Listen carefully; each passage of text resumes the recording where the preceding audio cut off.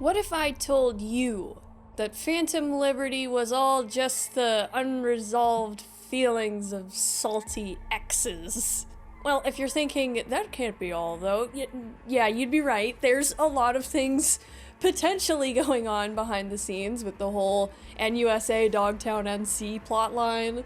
And V, at the end of the day, whatever you believe, is just a merc who got caught in the middle of it all.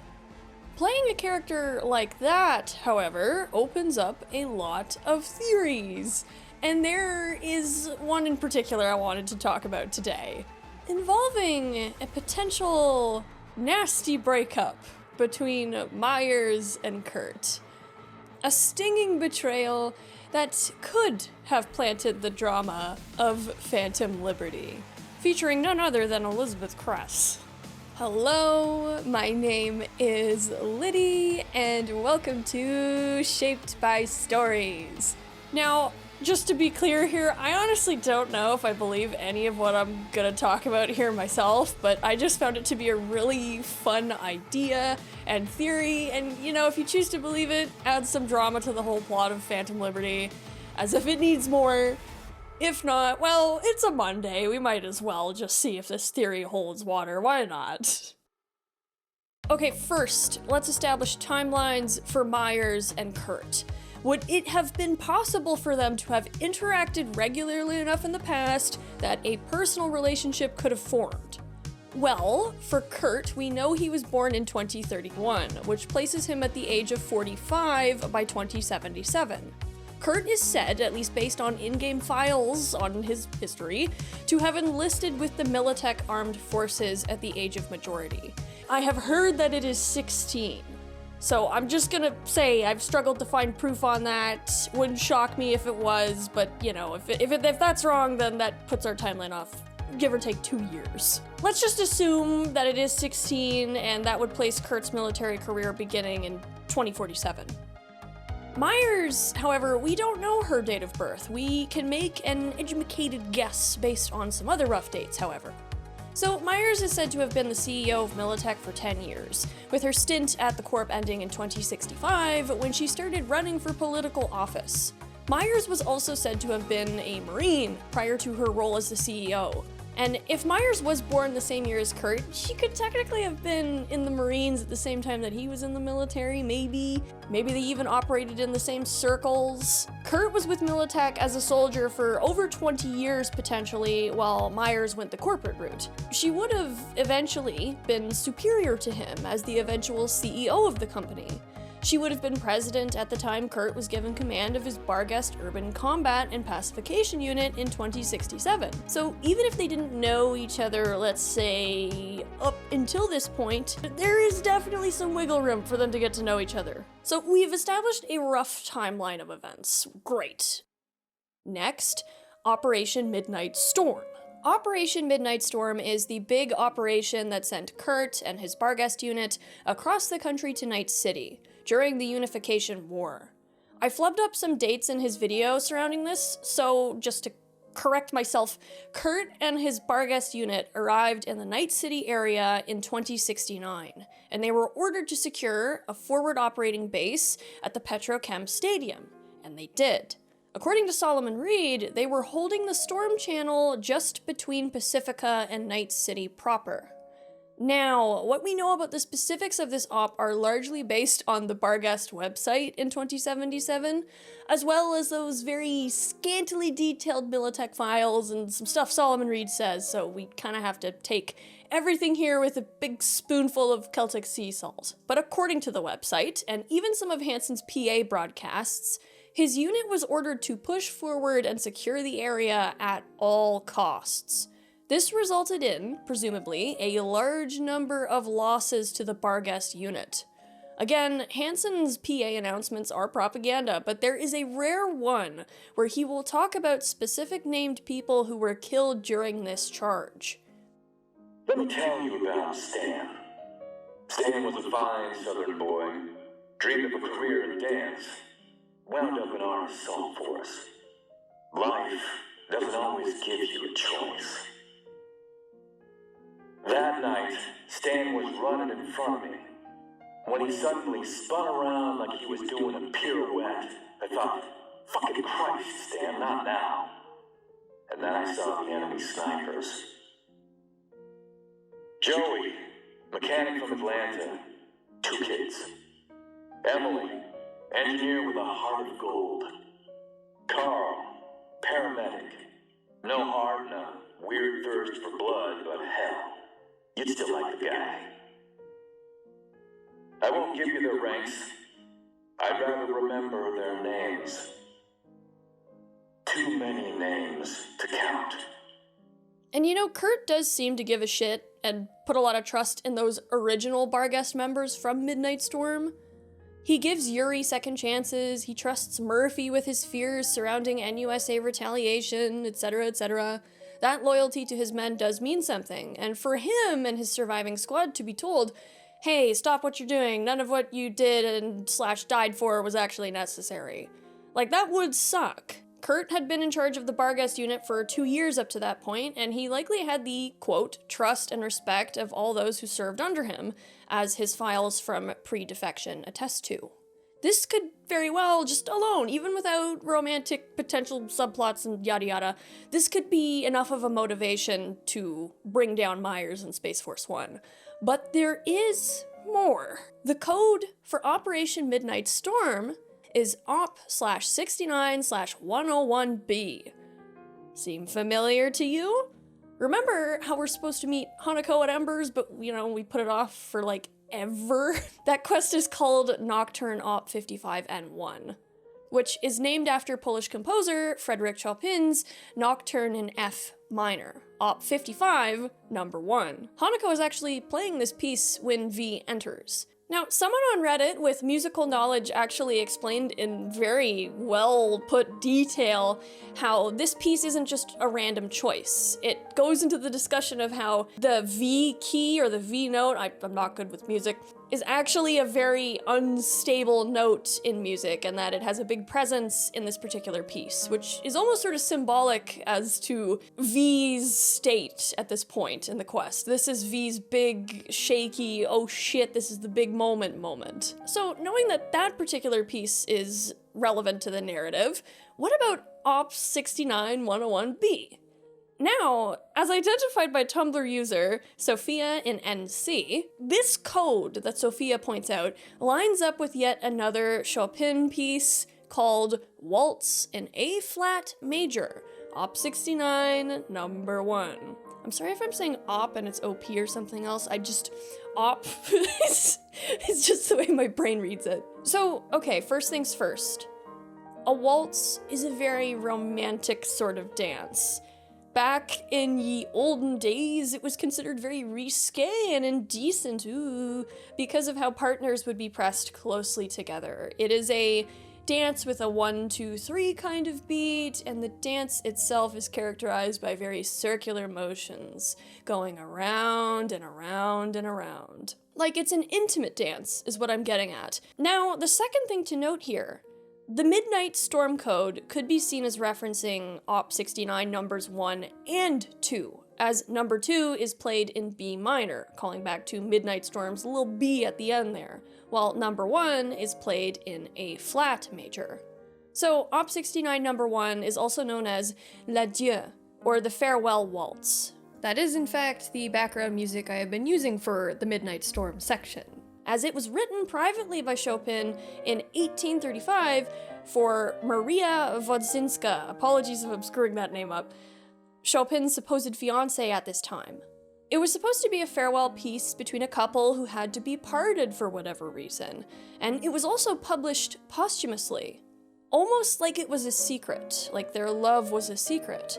And I mean, if we're talking Chopin and Maria specifically, apparently, according to some sources, the match was not well liked by Maria's father, so it was kind of a forbidden lovers kind of deal. Ooh. And the other thing too, in French, adieu is what you say when you won't see that person ever again. It's not like au revoir. It is a breakup, I mean. As for the B minor, number 2, this waltz, which was posthumously published alongside number 1, was apparently a piece Chopin hoped would be burned following his death. He really didn't want people to hear it. So this little detail opens up, in my mind, two possible behind-the-scenes things, at least two main ones. So, number one, Kurt was aware that his team would be potentially recalled, but not actually assisted in exfilling the NC area. The whole being left to die cover was actually a cover for the order of what he actually did, settling Pacifica in order to take control of a strategically valuable position in what was, unofficially, at least at this time, a politically severed part of the now free city of Night City. So the shard Arvin Accord Redefined, which you can find in the Elizabeth Kress Street hideout, it basically points out the almost coincidental occupation of the old Serenasands area by a defected NUSA force. Basically, that shard makes you kind of stop and go, yeah, it does seem a little too good to be true. And I can't help but think of what Solomon Reed said about how coincidences are just patterns as of yet unrecognized. As we see in Kurt's psych eval, he is recommended for, quote, closer oversight from CO while broadening his scope of responsibility in order to foster a sense of mutual trust and commitment. In a way, he does sound like the guy they would entrust to do what he did in Dogtown, given his independent nature and sort of a rebellious streak a bit. Officially, the NUSA and Militech could deny any actual responsibility for what he does, as he is a deserter. But unofficially, Kurt is there to, eventually, further NUSA and Militech interests down the road.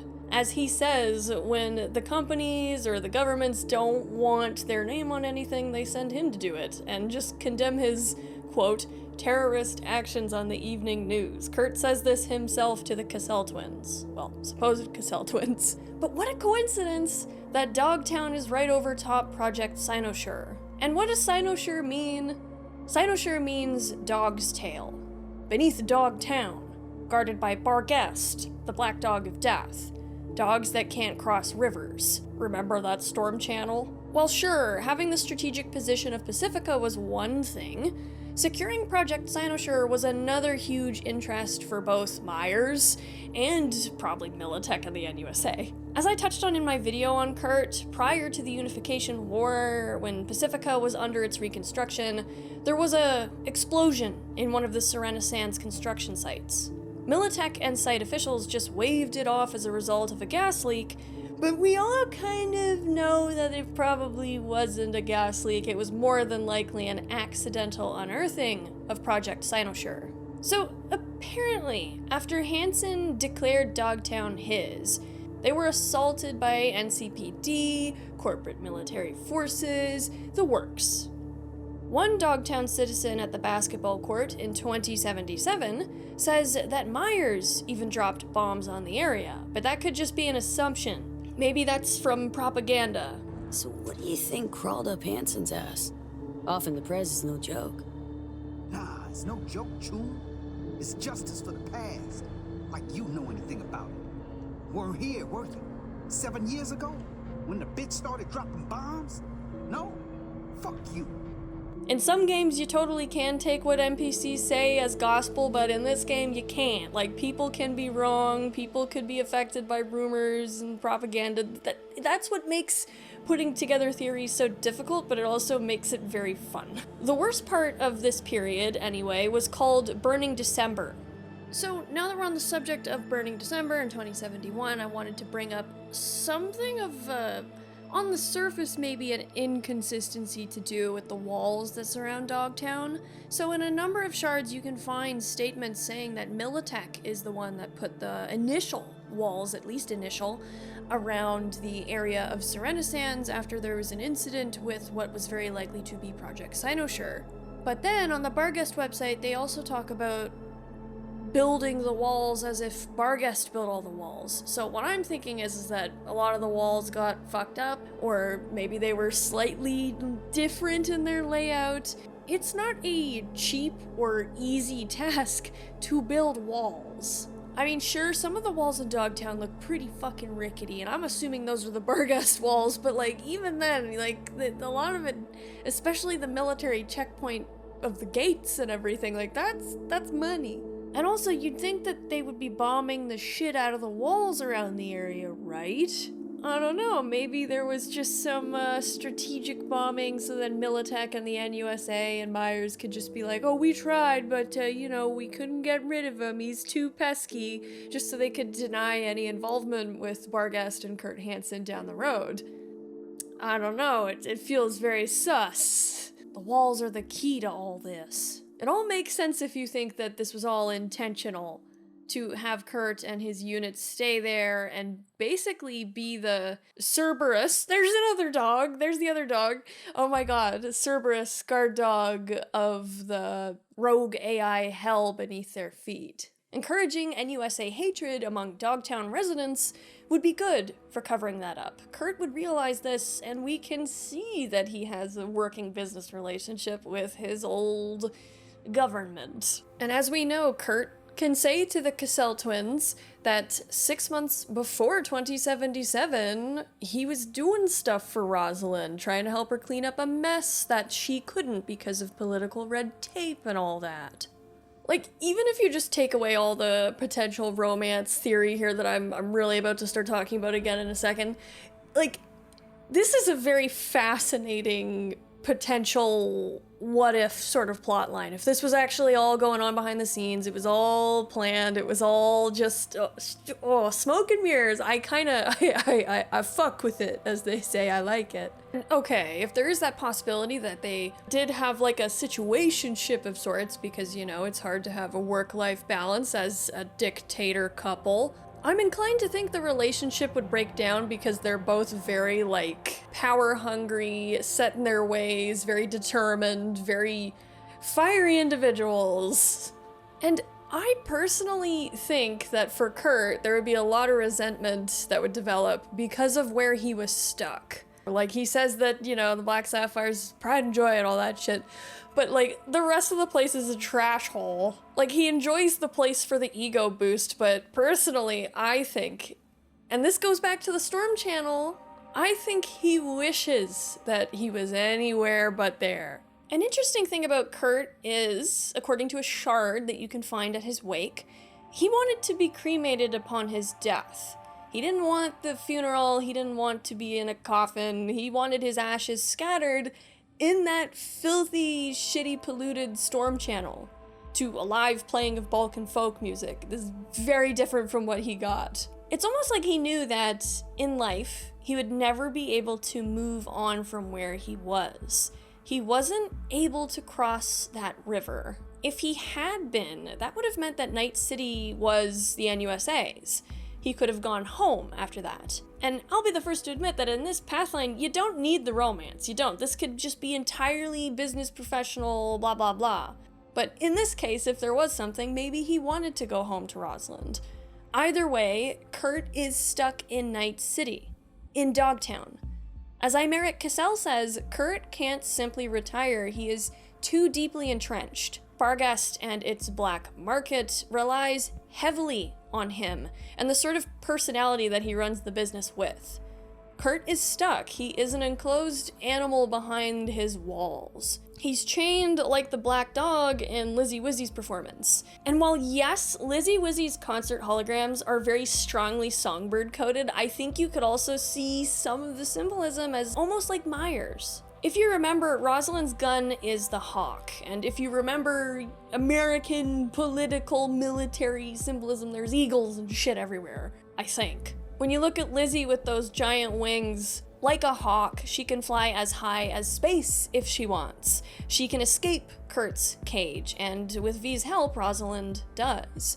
And the other thing about some types of hawks is that some hawks eat songbirds. Kurt may have been into his work on a personal level. He seems to enjoy blood and combat and the brutality of that kind of life. He likes power, but it wouldn't shock me if he also could love fiercely enough that he would agree to be that guy for Rosalind. Until the reality that he'd been abandoned and used by someone he cared about hit him as time went on, as the reality of his prison really hit home. A blind spot, if you will. Which leads me to pathway number 2, the one that I personally am more narratively a fan of. Kurt had no idea he was going to be left behind. As Rosalind Meyers says about Kurt, Hansen's a military man. He loves control. And hates blind spots. Rosalind herself, I think, is also like this too. She and Kurt are very similar in a number of ways. Rosalind knows Kurt, and he knows her, as he later says. What if Rosalind sending him on Operation Midnight Storm was a blind spot? Rosalind leaving him behind, basically leaving him and his people to die, as Reed says. Rosalind is a very ends justify the means sort of character. Kurt is too, I find. They work very similarly, and they can both get hung up on revenge, as we see with Kurt, and as Songbird can describe in Rosalind. Rosalind very well could have seen leaving Kurt behind as a necessary evil. Who knows what her reasons were? Maybe she knew he was resourceful enough to keep himself alive. Maybe she predicted that he would do what he did with building Dogtown. The other thing, too, is that perhaps Rosalind knew that if she told Kurt about the potential set up shop here and pretend you're not affiliated with us sort of plan, would she have known that he would have been pretty transparent with his men about this plan, which could have led to a leak, which could have led to a... who knows where that could have gone, because Kurt, again, does seem to be really trusting and close with those original Barghest members. Maybe Militech just wanted to deny that Operation Midnight Storm even existed, and leaving Kurt and his squad to die was a way of doing that. So let's assume in this situation, Kurt finds out that Meyers is like, hey, you're on your own now, bye. That would probably be a really bitter pill to swallow. Numerous men and women under Kurt were killed during this ultimately unfulfilled operation. And then his potential, Dommy Mommy Meyers, hung him out to dry for the good of her own mission. I do think Meyers believes what she does is for the greater good. Like, as unlikable as she can be, she truly thinks that she is doing what needs to be done. And I don't think she would have left Kurt behind in this theory if she didn't think it was necessary for the quote-unquote greater good. But still, as Maximum Mike says, Militech very well could have had a use for this, even if Meyers wasn't a part of funding his Dogtown venture, even if she genuinely was just like, nope, we're leaving him, let's pull out, we're done. As for Militech covering their asses, that's why they kept Hansen on their shadow payroll. When the sabers start rattling and the blame starts flying, it's gonna land squarely on him, a deserter of their own corp. Think on it, sleep on it, but don't you dare wait on it. Another war may be just around the corner. So in lore, it's said that the FIA was Meyers' answer to Militech, seeking to throw off the reins of her presidential power over the corporation.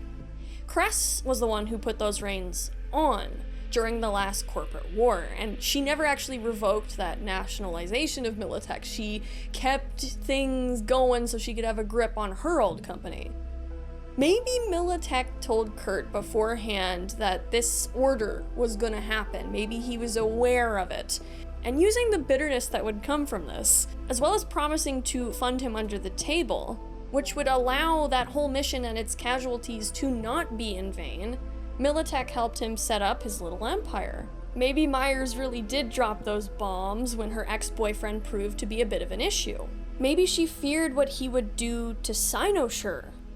By 2077, Hansen is fully aware that whatever went on with the project, it's some potentially ruinous shit for the NUSA.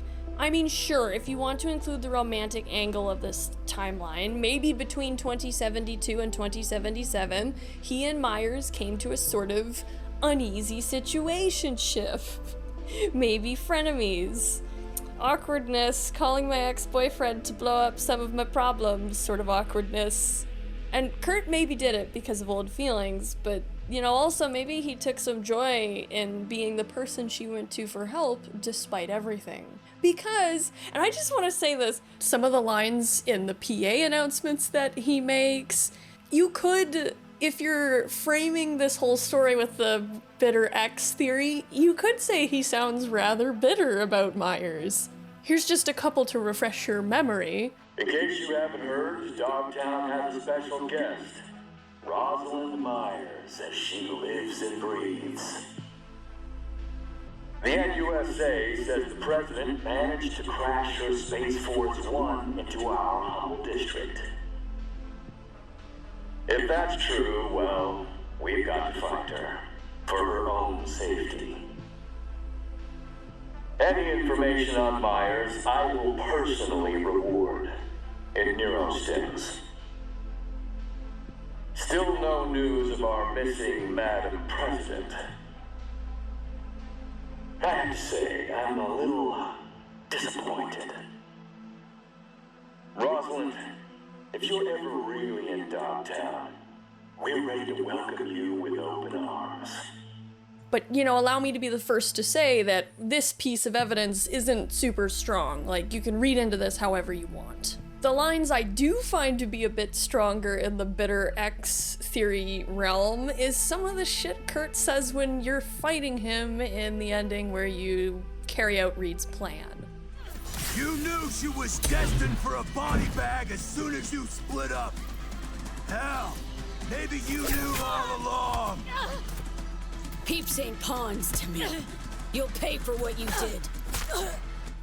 Putting that line in there because, yeah, Kurt sees people as pawns. So does Meyers. Another little similarity to these two. So, you want to be Meyers' newest pet? Just want you dead. You don't expect me to roll over, I hope. Though I must say, I'm disappointed. If Meyers ever wants me to take her seriously, she'd do better to send in Black Ops. Now, this line, the Meyers' new pet line, I mean, we could read into that in a number of ways. But I don't know, I'm getting the used and discarded vibe from Kurt here. Maybe even the, I would have done anything for her, and now here I fucking am. Oh god, I think this theory's taking over my brain. You know what? I would read a cyberpunk tragic romance novel. Damn right I would, where all the characters are like bastards and assholes. I would read the shit out of that. I should write it. I'm gonna go write that book now. Editing Lydia here, I'm almost at 100 pages of my tragic cyberpunk romance novel. More to come as time goes on. I'm not kidding. I started reading it. When inspiration strikes, you just go for it. It's also funny that we can flirt with the president too. And like she kind of goes along with it. So like Rosalind can definitely be like charming and has some riz with people that she wants to kind of use, because she does use V, and you know, it wouldn't shock me if what she did with V, what she can do with V, is not all that dissimilar from what she did with Kurt. We know Rosalind knows how to appeal to people, how to sort of adapt her personality to whoever she's dealing with. Like, she's very quick on her feet with that. Quite frankly, so is Kurt, but Kurt is a little more consistent, I think. I know it sounds kind of nutty to think of Kurt Hansen, of all people, being hurt so deeply by the betrayal of a lover, but I don't know. I think it can definitely make some sense. Reed was betrayed by Songbird. Songbird can feel betrayed by Reed and Meyers, and even V. Alex can feel betrayed by Saul. Like, betrayal is everywhere in Phantom Liberty. It's everywhere in Cyberpunk in general, but Phantom Liberty really brings it front and center. We have all types of betrayal. We have professional betrayal, friendship betrayal, parental betrayal, child betrayal. What are we missing? The betrayal of a lover. And also, I think of what Kurt says about reunions. Name's V. Just V. Haven't seen so me in years. Trying to catch up. Oh, that's what this is. To me, reunions consist of picking up the broken, scattered shards of your heart. Or teeth. Always hurts. I think that primarily he's referring to the awkward reunion of Solomon and So-Me. Others see it as just a warning to V of like, you better watch yourself. But I kind of wonder, if for him, the reunion that he was hoping to have with Myers, which I'm gonna be talking about that in a second, it was gonna be one or the other, right? The shattered pieces of one's heart with picking your teeth up off the floor. I also think it's worth noting that Kurt is not, despite his violence, aggression, and his being ferocious in a fight. Like, that boss battle got me closer to death more times than Adam Smasher did. Kurt is noted in his file as having a low risk of cyberpsychosis, and I get so mixed up with the definition of cyberpsychosis because of how it's portrayed differently depending on the medium, whether you're seeing it as a gameplay mechanic in 2077 or in the TTRPG, or if you're seeing it as a literary device. Like, look at Edgerunners versus 2077 cyberpsychosis literary device. But Hansen's care for his men, especially those from Midnight Storm, shows that he has a tie to that sense of loyalty. He does give a shit. Like, I know I said earlier that his place of burial could be just the fact that, you know, he could never cross that river in life, metaphor, but it could also just be like, yeah, this is where a lot of my guys died, just put me there. Like, Kurt Hansen is an asshole. Like, he is a mega prick. He's a dickhead. He's not a good person. Of course, this is Cyberpunk, but he's still a human, and humans are complicated. Complicatedly simple, or simply complicated. I don't know. Like, yeah, Myers and Kurt can both come off as hard people who hold their immediate emotions back and hide it behind a facade of either political savvy, charisma, or very, very tightly wound rage. A rage that you only really see when shit really hits the fan. We don't really get to see that side of Myers, but I'm sure it's fucking there. But as it so often goes with those who most seem a certain way on the surface, there could very well be a deep hurt within. Alright, time for the big question. Why take down Space Force 1? That is a big fucking risk. Especially for Kurt, to shoot down the president. And Kurt knew that she was on that ship. It wasn't a fluke, because So-Mi made sure he knew. Guess who else is on a ship right now? Not the floating kind. I just have to take a second to acknowledge, like, the sheer amount of, like, super cute photo mode photography that has come out of the Myers-Kurt Hansen shipping community. Like, not only is a lot of it, like, so, like, beautifully composed from a photography perspective, it's also just like, aww. It's so sweet. The other thing, too, is that speaking of Sophia in NC, who has taken many of the pictures that I've shown throughout this video, one of her pictures was actually reposted on Twitter by CDPR, and I just thought it was interesting that they chose to repost for Myers' birthday the picture of her and Kurt dancing together in like a waltz, maybe? Maybe it's just a coincidence. Maybe coincidences are just unrecognized patterns. I don't know, I leave that to you. What the?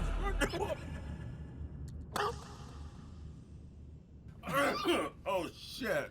The explicit deal between the two was that he would get Myers and then So-Mi could have the neural matrix. She was supposed to ground the plane relatively peacefully, but Kurt decided to launch missiles at it instead.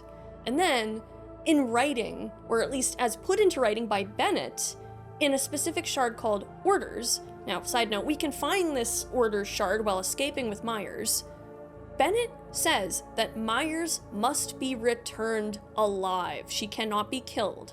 Doesn't mean she has to be unharmed, but Kurt wants her alive. There's another shard too that we can find where Kurt is really trying to outline the importance of securing the target, aka Myers.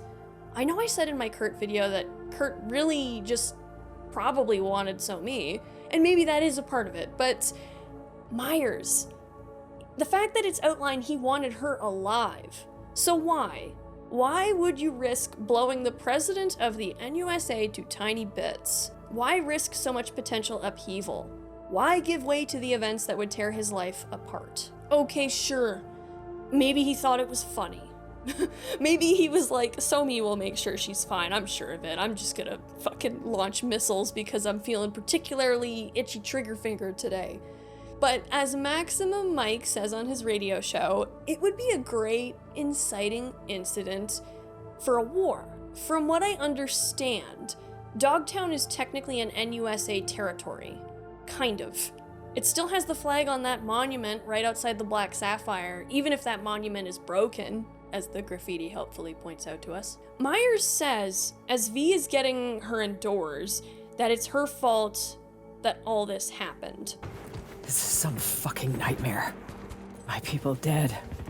All of them. Because of me. Well, Kurt Hansen killed them, not you.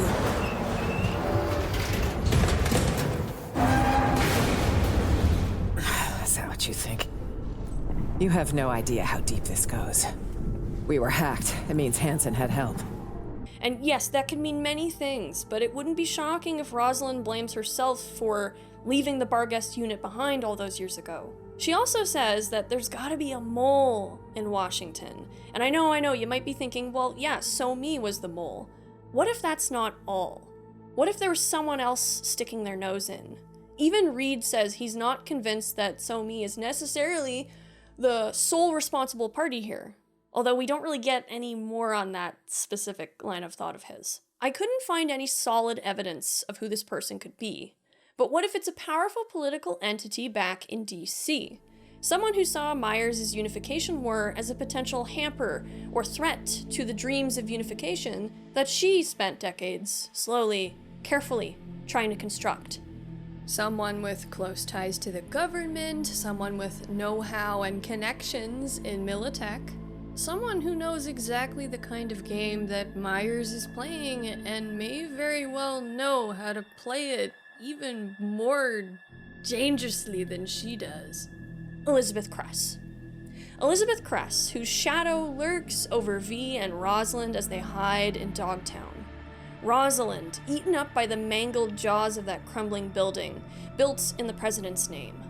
As of the 2060s, Kress is still alive, and while she'd be about 100 years old by time of 2077, we've seen Hanako Arasaka. If you got the money, you're probably looking mighty fine for your age. The other thing too is we're not entirely sure how So-Mi heard about the neural matrix that Kurt dug up. Maybe So-Mi had somebody hook them both up, feed her the information. Maybe Kurt fed that information about the neural matrix to an interested party. Someone who was paying. Someone who was urging him to investigate the project a little deeper. And who else would know about Cynosure better than the president who was around for a good chunk of Cynosure's existence? So the first active period of Project Cynosure was between 2013 and 2020. Elizabeth Kress was the acting president in 2018. Before that, she was vice president. And she was actually first sworn in as president in 2021. So Kress was around for almost the entirety of Cynosure's existence. She definitely knew a lot about it. So kind of makes sense that she could be the one feeding information to Kurt, or at least her people. Another interesting detail too about Kress and her style of governance, her style of war, was pointed out by IF Center on Reddit. So IF Center points out that in Cyberpunk Red, there is an option for your character to join the covert military. IF Center points out that Kress used a ton of, quote, covert military action on all enemies of the NUSA during her time at the helm. But apparently, the Elizabeth Kress lore was really in your face. There was like an info dump of it, like they really wanted you to take notice of this. There's also the implication in this post, which is very, very interesting, that Arasaka never actually left America, even after being booted by Kress officially. This ties into Michiko Arasaka and all the Danger Gal stuff, Arasaka funding the Free States in the shadows, and there's a lot of really cool points here. Link in the description for anybody who wants to read the full thing. As I touched on in my Meyers video, Kress is a very strategic, long game lady. She played a careful game. She didn't just splurge in the attempt to reunify America. She didn't just try to rush in and get it done for the sake of reputation or for the fame or for the praise or anything. She may have wanted to, but she would rather take on the task with great caution. Like, you gotta be really careful from a political perspective when you bring war into the picture. Speaking of political perspectives, we see the graffiti around Dogtown literally everywhere, Kurt for Prez. Could literally just be the result of the cult of personality, if you will, surrounding Kurt, but maybe this is hinting at something. Do I think Kurt wants to be president? I don't know. Whether he does or doesn't, there's people in Dogtown that still feel attached to the NUSA. There are loyalists there, if you will. And Kurt can even say to the Cassell twins during Firestarter, "Call it a sentimental attachment. The battle for NUSA's future drives us both." So if he's being truthful here, he's got some stake in all this NUSA shit. What if Kress convinced him to take Myers out? To use her death as a careful spark. Crash Space Force 1 in Dogtown to avoid issues with Night City, and this could have given an excuse for the NUSA to move their forces next door to Night City. To say we're taking Dogtown and taking this guy out for killing the president or whatever, so then they could actually stage an invasion and takeover of Night City. It is interesting too, side note, that in the Getting So-Me to the Moon ending, this whole being careful about downing Space Force 1 and Night City land is blown out of the water when Myers sends her people to fight at orbital air, and then they have to do the giant fucking cover-up on the news after, and it's just a mess. Like, you know, it is interesting that at the start of the story, the spaceship crashes in a place that is strategically chosen to avoid such a conflict, versus the ending with the other spaceship. Myers just completely goes, "Fuck it, we ball."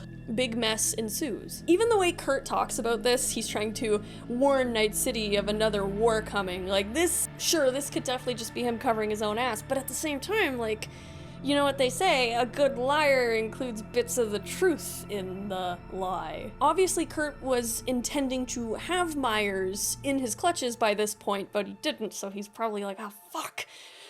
Kress is gonna be mad at me, Militech is gonna be mad at me, and USA is gonna be mad at me because the plan is fucked up. If Myers had died or had been successfully taken and held in the Sapphire and her death lied about, well then that could have been quite the excuse for the NUSA and Militech to move in. But now that's fucked. Maybe this was supposed to be Kress's final push against Arasaka, because Michiko's not really doing Danger Gal anymore from what I could find. Maybe she saw how Myers flubbed the Unification War and was like, fuck it, I'll do it myself. Whatever the truth is, I do think someone was dangling quite the carrot over Kurt's head. Maybe it was money, maybe it was power, maybe presidency, maybe revenge. And I think revenge was quite the tempting thing for Kurt. Like, again, with the dog symbolism, Kurt can be vicious and animalistic. Even the way he fights in the boss fight, when he decides he's going in with his knife and he's just, yep. Sure, I'm sure the money and the power is appealing to him, but the revenge?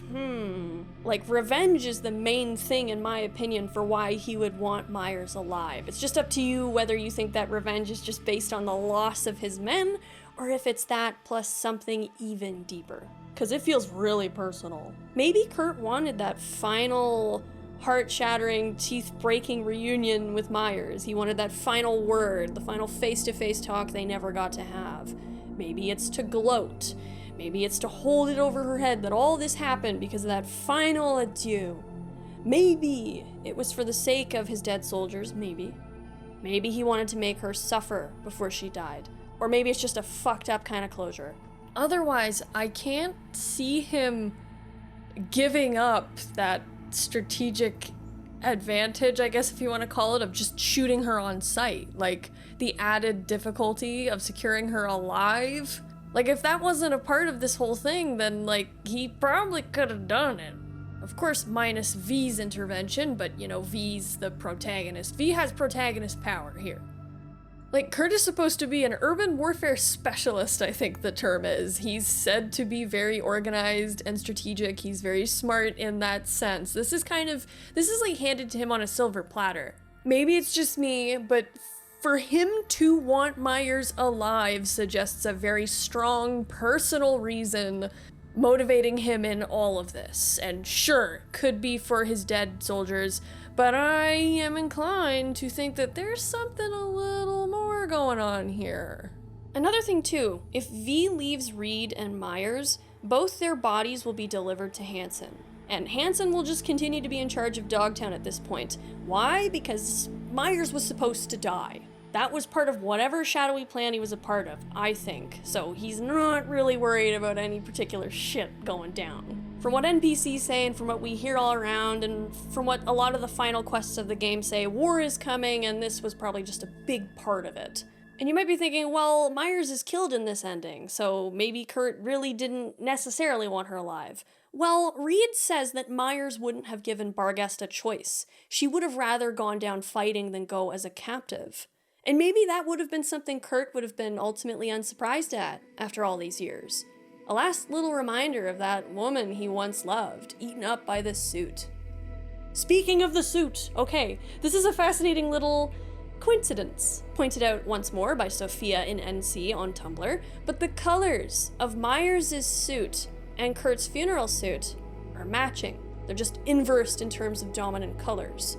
Both have gold accents, but you have the dominant white with a little navy blue accent for Myers, with dominant navy with white accents for Kurt. Both were eaten up by that uniform. If you think back to what Kurt actually wanted for his death, it wasn't to be buried in that fucking uniform. He wanted to be cremated, probably in his fatigues. And Myers herself looks comfortable and happy in the Night City junkie clothes. Like she loosens up.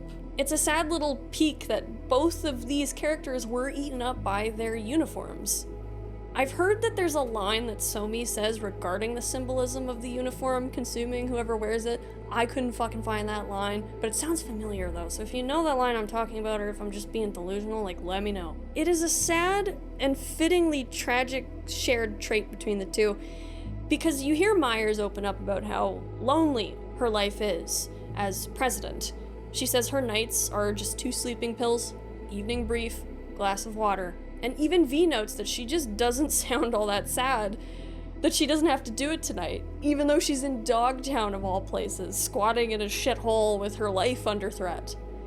That we can flirt with her later, in my opinion, implies that she doesn't really have anyone at home to, like, emotionally support her, to really give her a break from the stress of her life. Granted, you don't need to be in a relationship with someone to get that kind of emotional support, of course not. You could just be friends. But, like, look at what happens to Myers' friends. She has her mom to call from her notes, but that's it. And looking at Myers, who knows, maybe her mom is just like her. In terms of other interesting details that link Kurt and Myers together, there is also a callback to what Reed says about Myers' smoking habits. That she only smokes when things are spiraling out of control. Otherwise, she's got a good grip on her addiction. So we never see Kurt Hansen light up.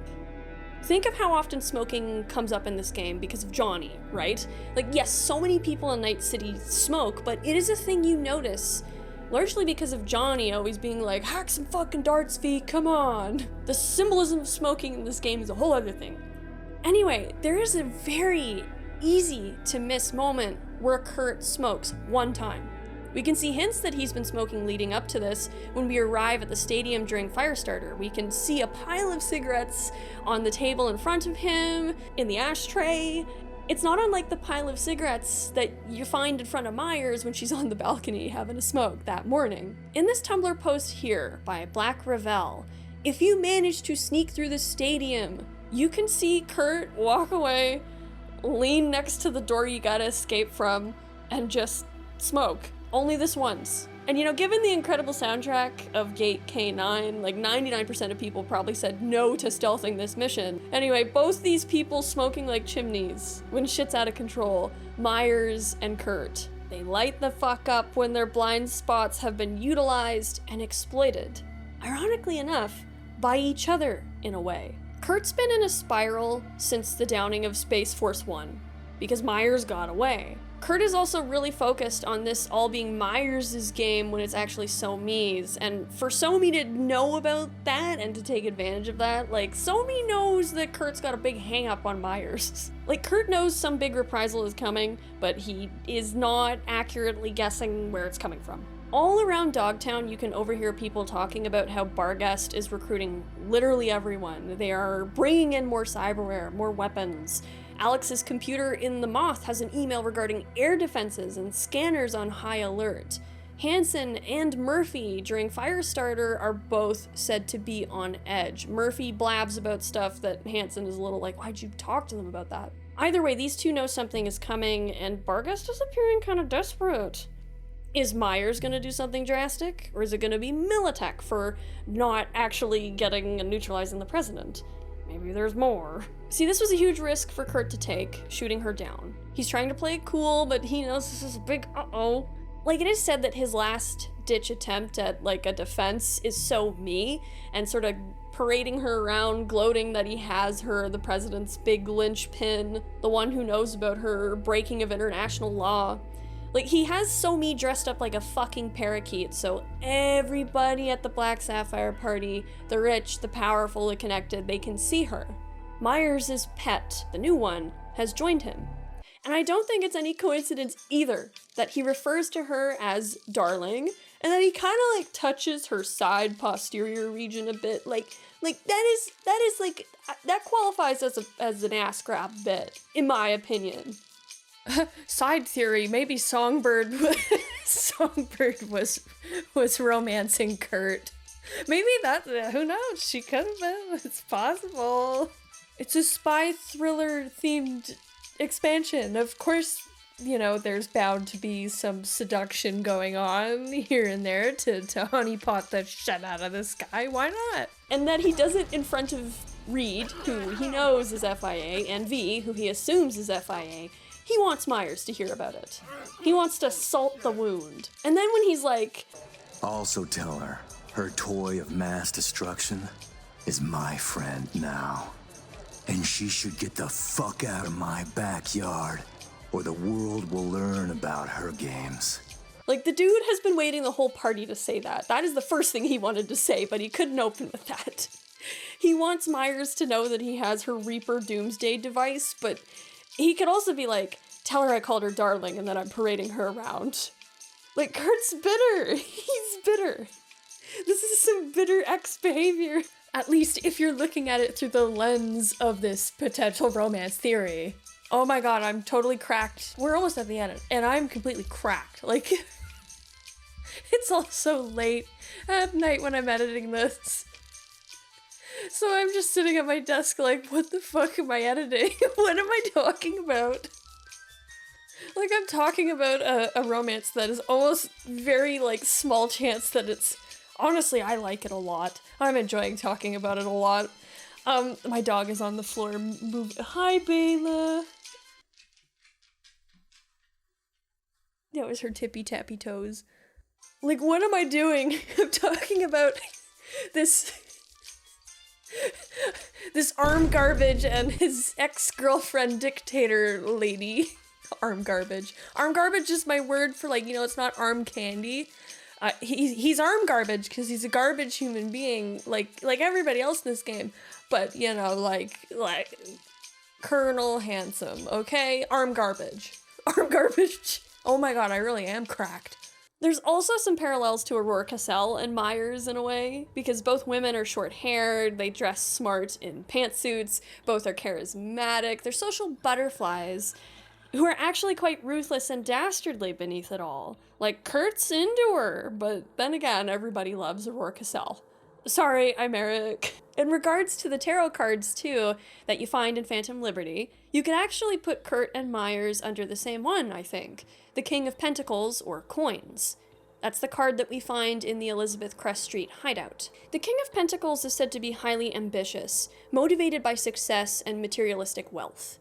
And even if you consider the Emperor to be a better fit for Myers, some tarot readings suggest that these two cards together are sort of a potential power couple. Which, you know, like, yeah, imagine if Kurt and Myers had remained on the same side. There's also that one line in Firestarter where Kurt can say, in regards to Rosalind, and this is the big one, I've seen who she is when no one is watching, or so she believes. I respect her in a way.